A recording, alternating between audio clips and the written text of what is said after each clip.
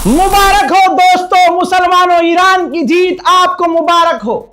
जी हां, ईरान जीत गया है, डोनाल्ड ट्रंप हार गया है, अमेरिका हार गया है, पूरी टोन चेंज हो गई है। डोनाल्ड ट्रंप ने ट्वीट कर दिया है, ट्रुथ पर पोस्ट कर दिया है और कहा है कि जो पाकिस्तान के प्रधानमंत्री शहबाज शरीफ के द्वारा और आसिम मुनीर के जरिए जो बात ईरान से हुई उसके आधार पर और इनकी मेहनत से ईरान ने जो हमें प्रपोजल भेजे थे उसमें हम राजी हैं।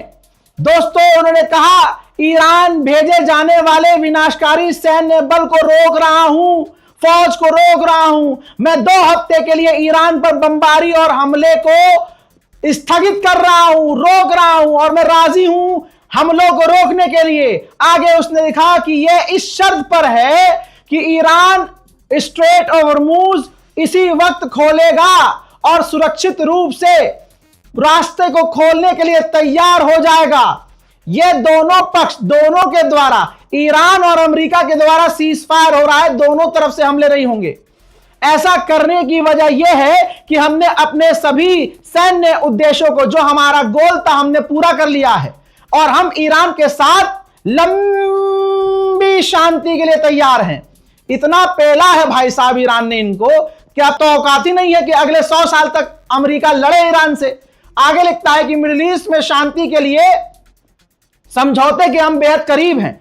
ईरान ने 10 पॉइंट वाले प्रस्ताव को हमें भेजा है, एग्रीमेंट हमें भेजा है और मुझे यकीन है कि यह बातचीत करने लायक है और उन पॉइंट्स पर हम काम कर सकते हैं। इन 2 हफ्तों के अंदर उन पॉइंट्स पर हम काम करेंगे और इस डील को आगे बढ़ाएंगे। संयुक्त राज्य अमेरिका के राष्ट्रपति के रूप में और मध्य पूर्व के देशों के प्रतिनिधित्व करते हुए मुझे इस लंबे समय से चले आ रहे विवाद का समाधान के करीब पहुंचने पर गर्व है। इस मामले पर ध्यान देने के लिए बहुत बहुत धन्यवाद प्रेसिडेंट गुलाबी सुअर।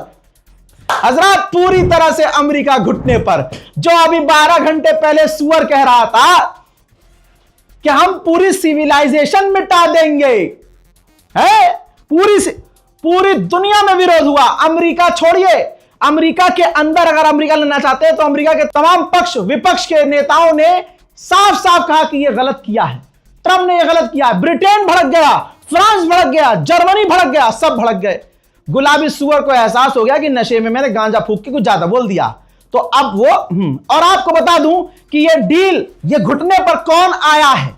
अमेरिका खुद घुटने पे आया है। इससे पहले जो अपडेट मैंने आपको दिया, जिसमें पाकिस्तान के प्रधानमंत्री शहबाज शरीफ ने लंबा ट्वीट लिखा और कहा था कि हमने बात की और हम बात कर रहे हैं, ईरान भी राजी है बात करने के लिए और सीज फायर करने के लिए और 2 हफ्ते के लिए सीज फायर होगा। इस 2 हफ्ते के बीच बातचीत होगी और बातचीत के बाद मामले को हल कर लिया जाएगा और लंबे समय के लिए शांति आएगी। तो भाई साहब, वहां से मैंने पहले कहा था कि यह पूरी लिखित में बातचीत अमेरिका ने भेजा था प्रधानमंत्री को पाकिस्तान के कि भाई ये पोस्ट कर दो। अब वो पाकिस्तानी कहां पढ़े लिखे जाहिल के, उन्होंने पोस्ट कर दिया। ये देखो, जो पढ़ा लिखा है, जो सोशल मीडिया यूज करता है, उसको पता है कि इसका क्या मतलब है। भाई, उन्होंने ऊपर एक लाइन लिखी थी कि ये ड्राफ्ट है पाकिस्तान के प्रधानमंत्री के लिए, जो उन्हें सोशल मीडिया एक्स पर लिखना है। तो भाई साहब, इन्होंने कॉपी पूरा कर दिया, कॉपी और पेस्ट, और 1 घंटे तक उनको पता ही नहीं चला कि भाई हमने ये भी पेस्ट कर दिया जो हमें पेस्ट नहीं करना था, जो नहीं करना।